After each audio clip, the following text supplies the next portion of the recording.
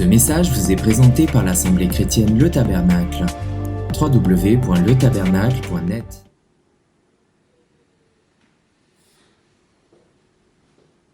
Telles sont les qualités que Dieu accorde aux veilleurs de la fin des temps. C'est des hommes, des femmes qui examinent, qui observent, qui guettent les mouvements de l'esprit pour savoir en quel temps nous sommes. On ne peut pas se contenter de vivre sa foi uniquement que pour soi. Ma foi, elle est pour moi, mais elle doit se partager avec les autres. Et je suis une sentinelle, je dois avertir les autres de ce qui va se passer. Ce sont des hommes et des femmes sensibles au mouvement du Saint-Esprit, scrutant les temps et le moment que le monde vit, observant avec soin les contractions géopolitiques du monde, étudiant avec soin l'accomplissement de la parole prophétique, sondant et serrant la parole de Dieu sur leur cœur pour recevoir instruction du Seigneur. Ces hommes et ces femmes sont gardés par Dieu lui-même. Ces hommes et ces femmes sont gardés par Dieu lui-même. Je vous le dis, frères et sœurs, ils sont gardés par Dieu. Pourquoi je dis ça? Quelle prétention j'ai de vous dire ces choses? C'est parce que l'Écriture nous dit, parce que tu as gardé la parole de ma patience, moi aussi, je te garderai de l'heure de l'épreuve qui va venir sur la terre habitée tout entière pour éprouver ceux qui habitent sur la terre. Amen. C'est Jésus qui le dit. Apocalypse, chapitre 3, verset 10. Il nous avertit. Parce que tu as gardé la parole, moi je te garderai aussi. Je te mettrai hors de l'heure de la tentation qui va venir sur la terre habitée tout entière. Hors de l'heure de la séduction. Satan, il ne pourra pas te séduire. Parce que quoi? Parce que tu as gardé la parole. Tu as gardé ma parole. Tu l'as serrée sur ton cœur afin de ne point pécher contre moi, dira le Seigneur. Amen. Les hommes préoccupés de leurs affaires, les hommes préoccupés de leurs intérêts, préoccupés de leurs plaisirs, n'ont aucun souci des sentinelles que Dieu a placées à leur portée. Ou chose pire encore, ils se moquent de ces veilleurs et méprisent ceux qui les avertissent. Sentinelles, disent-ils aujourd'hui, comme l'oracle de Dumas. Où en est la nuit, sentinelle? Où en est la nuit? Ils se foutent de toi. Quand tu lui dis ces choses, il est tombé sur la tête. Ce vieux, il est tombé sur la tête. Non. Non. Voix qui crie dans le désert, aplanissez les chemins du Seigneur. Rendez droites vos voies, dit l'Écriture. Amen. C'est que le Saint-Esprit nous dit ce matin. Amen. D'Édom, c'est-à-dire de Séhir, c'est-à-dire dans ce monde-là, on se moque de ce que l'Esprit place une sentinelle prophétique.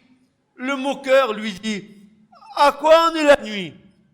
Le veilleur répond, le matin vient.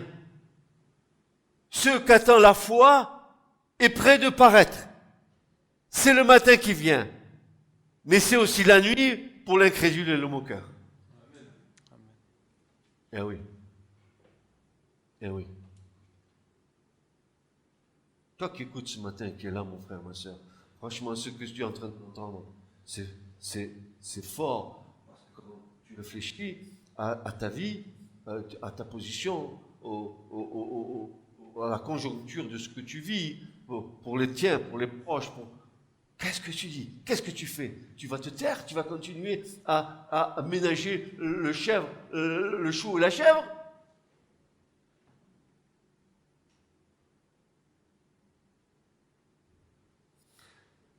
La certitude de ces choses ne te manquera pas si tu veux t'enquérir, si tu désires au fond de ton cœur être prête, autant que Dieu a fixé de sa propre autorité. Mais en attendant, dit la prophétie, revenez, venez, la porte de la repentance est encore ouverte.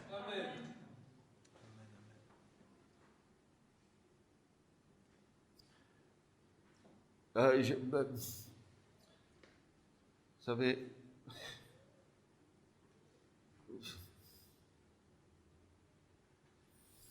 on en a écouté des messages, on en a écouté.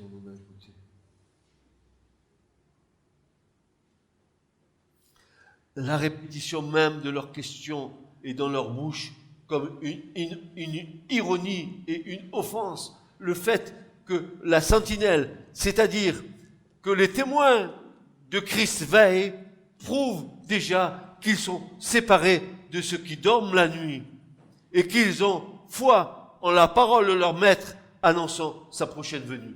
Il y a séparation. Regardez ce que dit l'Écriture. Mon âme attend le Seigneur plus que les sentinelles n'attendent le matin. Psaume 130, verset 6. Mon âme attend le Seigneur plus que les sentinelles n'attendent le matin. J'ai pas besoin que le matin se lève. Il est là. Amen. L'étoile du matin est dans mon cœur.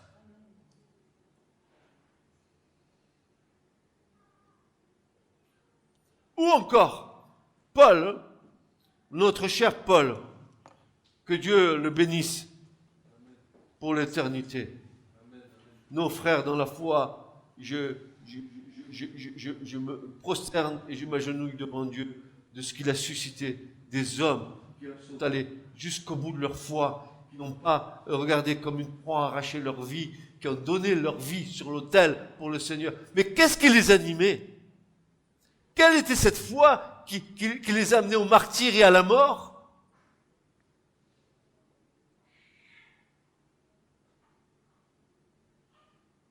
Paul dira, 1 Thessaloniciens chapitre 5, versets 5 à 9. Voilà ce que Paul va nous dire. Car vous êtes tous des fils de la lumière et des fils du jour. Nous ne sommes pas de la nuit ni des ténèbres. Ainsi, donc, ne dormons pas comme les autres. Ah, ils dorment. Il faut que tu sois réveillé. Ils dorment. Toi, tu es du matin. Ainsi donc, ne dormons pas comme les autres, mais veillons et soyons sobres.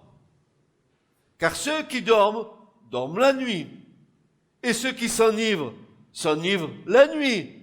Mais nous qui sommes du jour, soyons sobres, revêtons la cuirasse de la foi et de l'amour, et pour casque l'espérance du salut. Car Dieu ne nous a pas destinés à la colère, mais à l'acquisition du salut par notre Seigneur Jésus-Christ. Amen. Amen. Est-ce que vous pesez ces paroles? Qu'est-ce qu'ils nous ont dit, nos frères, pour que ce matin nous soyons dans la foi? Et la foi vient de ce que l'on entend. Et ce que l'on entend, c'est la parole de Dieu. La foi, elle est créée dans ton cœur parce que tu entends la parole et que cette parole parle à ta vie.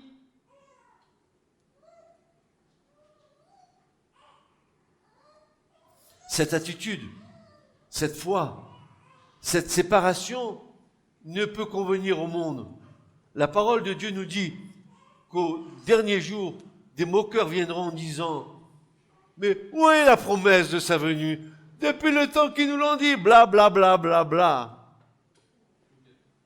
Depuis le temps qu'ils nous l'ont dit. C'est pareil, ça n'a pas bougé depuis Adam. Ça n'a pas bougé depuis Adam. Ou alors tu n'as rien compris, ou tu n'as rien vu, ou tu n'as pas compris ce qui s'est passé depuis Adam. Où va le monde?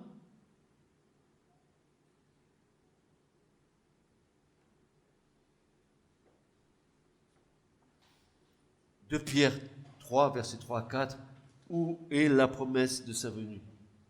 Dans le moment même où, selon l'Écriture, la nuit est fort avancée, où la fin de toute chose s'est approchée, les hommes osent tourner en dérision ce que le Seigneur a posté pour les avertir, ou chose pire encore, sont indifférents à leur appel. Non, n'a-t-il pas été de même dans les temps de l'histoire du monde qui ont précédé la période actuelle. Personne ne crut à la prédication de Noé. Aussi, cet homme de foi et ceux qui lui appartenaient échappèrent seuls au déluge. Pourtant, un signe évident leur était accordé, la construction de l'arche sur une montagne. Cela aurait dû les intriguer et leur poser des questions. Non, on mange, on boit, on continue. Tiens, Blablacar ou kayak, quel avion je vais prendre pour aller passer mes vacances, me dorer la pilule, là-bas au soleil, et le patron qui vient qui dit, mais qu'est-ce que vous faites là? Va, retourne à ton travail.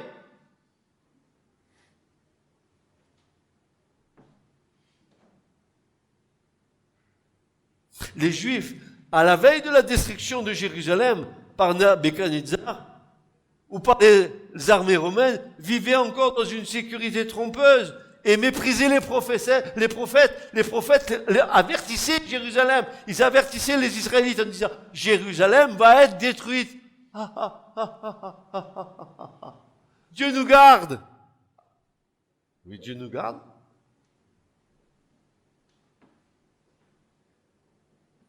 Et Belshazzar, qui faisait, excusez-moi l'expression, il faisait un gueuleton là-bas dans son palais. Et ça buvait, ça mangeait. Dieu dit, ce soir ta vie te sera redemandée. Pourquoi? Mais continuez. Allez, on va en boîte ce soir. On se défonce.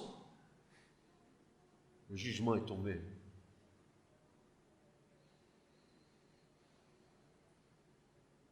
Ce que l'homme aura semé, il le récoltera aussi.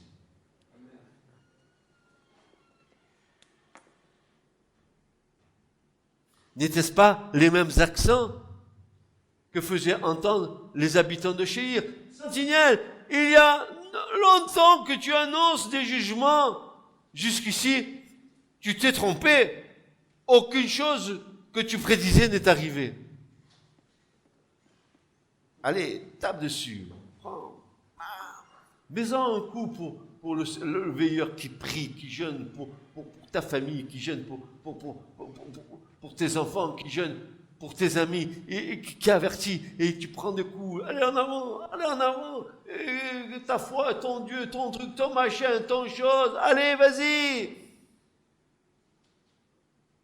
Seigneur, quand est-ce vas-tu rendre justice à tes élus qui, jour et nuit, crient vers toi? Jusqu'à quand, ô Éternel? Jusqu'à quand? Et Dieu dit, et Dieu répond au temps fixé.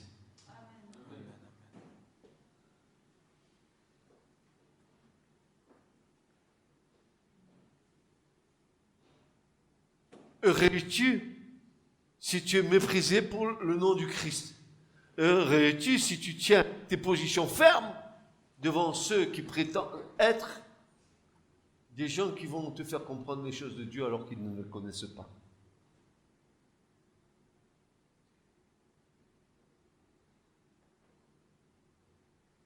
Aujourd'hui encore, beaucoup disent avoir le temps de revenir au Seigneur, pensant être maîtres de leur destinée.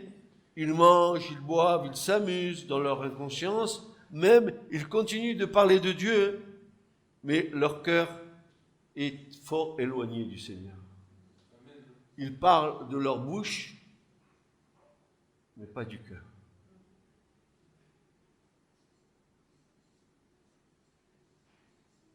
Marc 7,6. Mais lui, répondant, leur dit, c'est-à-dire Christ, répondant, leur dit, Ésaïe a bien prophétisé de vous. Jésus ne va pas se faire des amis. Hypocrite, comme il est écrit, ce peuple-ci m'honore des lèvres, mais leur cœur est fort éloigné de moi. C'est comme les chrétiens, blabla, Jésus, Jésus, Jésus, Jésus, Jésus, ah Jésus, Jésus. Et puis pourtant leur cœur est partagé entre le monde et un peu de Jésus pour se rassurer. En cas, on ne sait pas, hein, s'il y a un pépin, l'assurance tout risque, c'est Jésus. Donc un peu avec le monde, un peu la bringue, et puis un peu avec Jésus. Comme ça, la conscience, elle est rassurée. Ou encore, d'autres sont tellement occupés par leur doctrine. Alors là, je m'adresse aux chrétiens. Ou alors encore, tellement sont occupés par leur doctrine qu'ils sont littéralement coupés de la réalité prophétique. Ils entraînent les âmes et les conduisent dans les mêmes ténèbres qu'eux. Ils n'écoutent aucun avertissement, ils se moquent des avertissements, ils sont autosuffisants. Ce sont des aveugles qui conduisent d'autres aveugles avec eux et ils tomberont ensemble dans le trou obscur de leur orgueil. Matthieu 15, 14. Je parlais avec mon épouse, on partageait ensemble, je lui disais, mais il y en a qui sont tellement branchés sur une doctrine de l'écriture qu'ils ne voient que ça. Ils sont tellement plongés là-dedans qu'ils ne voient que ça, ils ont oublié le reste autour. Mais l'évangile, c'est pas une partie de l'évangile, c'est tout l'évangile.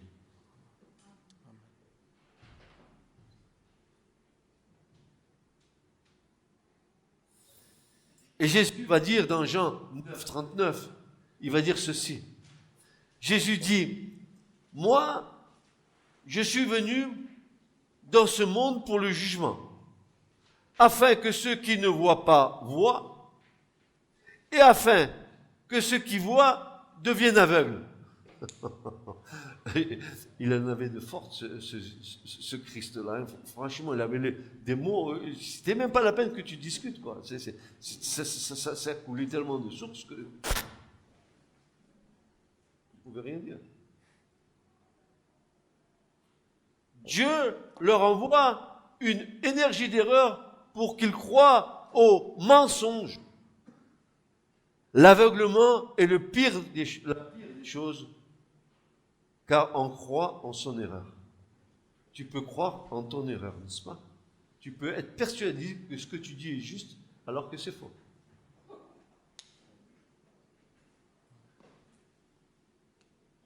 Et à cause de cela, dit Paul, Dieu leur envoie une énergie d'erreur pour qu'ils croient au mensonge.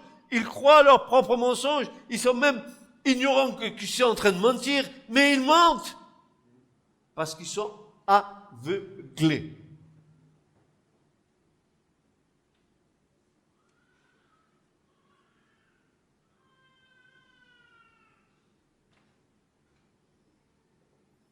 Maintenant, dernier point, le troisième point de cette prophétie. Vous avez vu cette prophétie, elle en contient. Il y a deux versets là qui sont juste là comme ça. C'est la plus courte des prophéties, mais elle est chargée de lumière, elle est chargée de révélation, elle a à nous enseigner aujourd'hui. Écoutez le troisième point de cet oracle. Ce que répond la sentinelle. Voilà ce que va répondre la sentinelle. Le matin vient, et la nuit aussi. Aujourd'hui, les témoins de Christ peuvent donner la même réponse. Mais comment ces deux choses opposées, le jour et la nuit, pourront-ils arriver en même temps?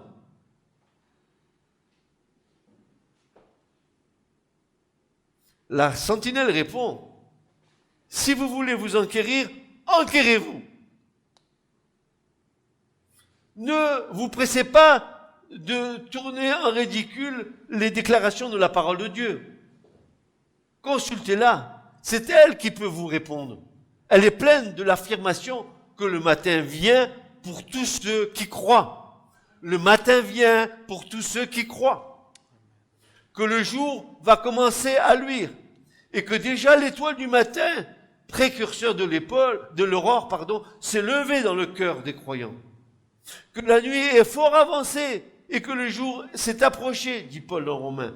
Que le Seigneur vient bientôt, dit l'Apocalypse, et qu'il ne tarde pas pour ce qui concerne la promesse. Amen. C'est clair. Je vous donnerai les versets, tous les versets. Donc, le Seigneur va venir pour prendre avec lui ceux qui l'attendent, les délivrant de la colère qui vient, pour les introduire dans sa gloire. La sentinelle ajoute une seconde parole. Le matin vient et aussi la nuit. Du moment que la lumière du monde, représentée par le Seigneur et après lui par ceux qui lui appartiennent, aura disparu, la nuit viendra pour ceux qui habitent sur la terre. Nuit dans laquelle personne ne pourra travailler, dit l'Écriture. Jean 9,4. Ce sera le règne définitif des ténèbres. Elles commenceront par la suppression complète de l'Évangile. En ce temps-là, on ne trouvera plus personne qui distribue des traités ou répande la parole de Dieu ou invite les pécheurs à l'entendre ou les avertisse. La voix des sentinelles ne sera plus oui, dit Ésaïe. On n'entendra plus les sentinelles crier. Amen. C'est le temps de la fin. C'est fini. Le jour de grâce est terminé. Le jour où la dernière sentinelle se tait, c'est terminé. Et quand l'évangile, dira Jésus, sera prêché à toutes les nations, alors viendra la fin.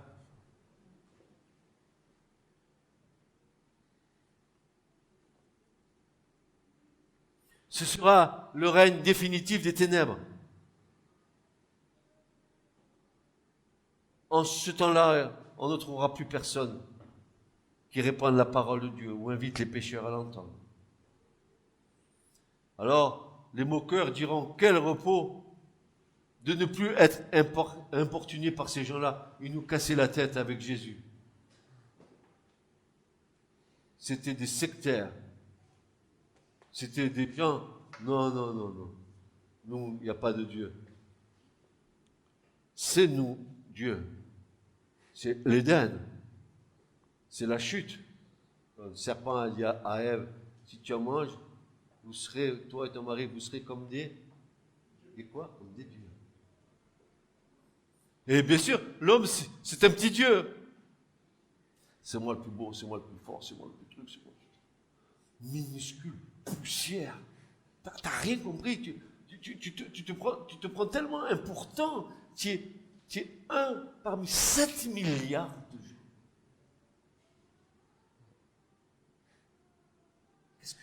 Qu'est-ce que tu es?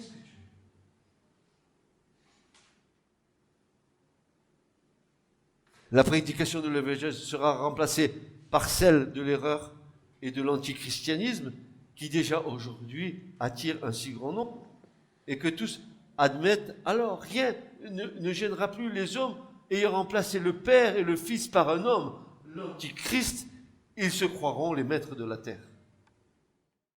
Des troubles sociaux dont le monde souffre tant aujourd'hui, après avoir conduit ce dernier à de nouvelles et pires convulsions, seront finalement apaisés et les hommes pourront croire pouvoir dire paix et sûreté. Mais ce sera le calme qui précède la tempête. C'est alors qu'une subite destruction viendra sur eux, comme les douleurs sur celles qui enfantent. Il est dit, ils n'échapperont point. 1 Thessaloniciens, chapitre 5, verset 3. Et dans ce moment-là, le Seigneur, aujourd'hui méprisé, méconnu, ridiculisé, reviendra accompagné de tous ses saints pour exercer le jugement sur les hommes qui n'ont pas voulu de lui et pour établir ici-bas son règne glorieux. Mais la sentinelle ne se porte pas à dire « si vous voulez vous enquérir, enquérez-vous ». À l'exhortation de consulter ce que Dieu a dit, elle ajoute cette parole solennelle « revenez, venez, convertissez-vous, repentez-vous, le royaume de Dieu s'approche ». La sentinelle elle est là pour dire ces choses. Elle dit aux hommes, aux femmes, mais repentez-vous, donnez votre cœur au Seigneur. Mais qu'est-ce que vous risquez?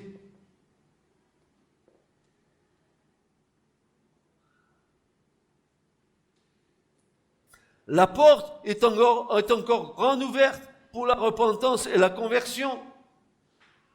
Choisissez entre la lumière et les ténèbres, entre la grâce de Dieu et le jugement, entre le salut et la condamnation éternelle. Revenez, mais revenez, vous trouverez les bras du Père ouverts pour vous recevoir. Amen. Venez à moi, dit le Sauveur, je vous donnerai du repos. Il dit encore, je ne mettrai point dehors celui qui vient à moi. Le Père et le Fils nous attendent. N'abusez pas de la patience de Dieu. La parole vous déclare qu'il n'attendra pas toujours. La porte du salut sera fermée quand tous les croyants, ce qui peut arriver d'un jour à l'autre, d'un moment à l'autre, où nous serons ravis au ciel pour être toujours avec le Seigneur, alors il sera trop tard pour dire « Seigneur, Seigneur, ouvre-nous !» Ça sera fini, la porte sera fermée. Le jour de l'enlèvement, mes frères et sœurs, le jour de l'enlèvement, qu'il soit nuit ici ou jour aux États-Unis, de l'autre côté de la terre, le jour de l'enlèvement de deux qui seront dans une maison, un sera pris et l'autre sera laissé. Une femme qui croit sera prise, le mari incrédule, il sera laissé. De deux qui seront dans le champ, un sera pris, l'autre sera laissé. Qu'est-ce qu'il va y avoir confusion sur la terre?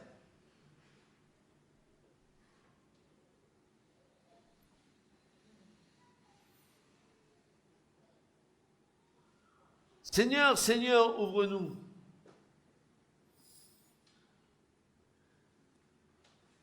Qu'y a-t-il encore dans cette déclaration de notre Père Céleste qui dit, voici mon fils qui était mort, voici, il est revenu à la vie. Et qu'ensuite la louange puisse être déclarée dans les cieux à cause d'un seul pécheur qui se repent.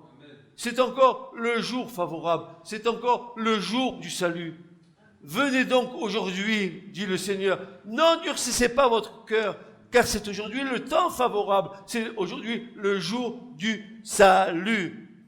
Mais nous, frères et sœurs, nous ne sommes pas de la nuit, mais nous sommes du jour. Amen. Amen. Nous sommes du jour.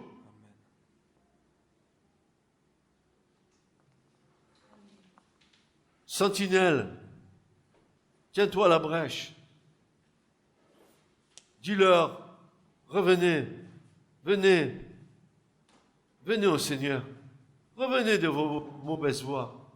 Faites demi-tour. Reprenez l'autre chemin. Vous allez aller vers les ténèbres, tournez-vous vers la lumière. Voilà, je vais dans les ténèbres. Demi-tour. Je m'en vais vers la lumière.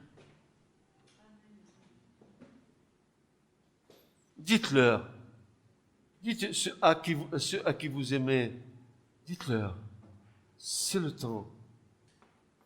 La nuit vient. Vous serez méprisés, vous serez rejetés, mais peu importe. Dites-leur, parce que quand ils passeront devant Dieu, Dieu sera capable de leur montrer les scènes. Tu te rappelles de ce jour-là? Regarde. Certains t'ont supplié de te tourner vers la lumière, tu n'as pas voulu. Tu te condamnes toi-même. Par mes paroles, je serai jugé, et par mes paroles, je serai condamné. Qu'est-ce qu'on aura à dire? Que Dieu vous bénisse, n'est-ce pas? Vous n'êtes pas de la nuit, vous êtes du jour. Comme dit Paul, revêtons-nous de toute l'armure de Dieu, le casque du salut, le bouclier de la foi. Nous sommes de la lumière, nous ne sommes pas des ténèbres. Nous voulons que ce que nous aimons vienne à la lumière, qu'ils ne restent pas dans les ténèbres, parce qu'ils auront rejoint celui qui est le prince des ténèbres. C'est pour l'éternité qu'ils seront séparés de Dieu. Imaginez un monde sans référence ni à la lumière, ni à tout ce que tu vois là. Un monde vide, où il n'y a rien. Rien. Que le néant. L'éternité.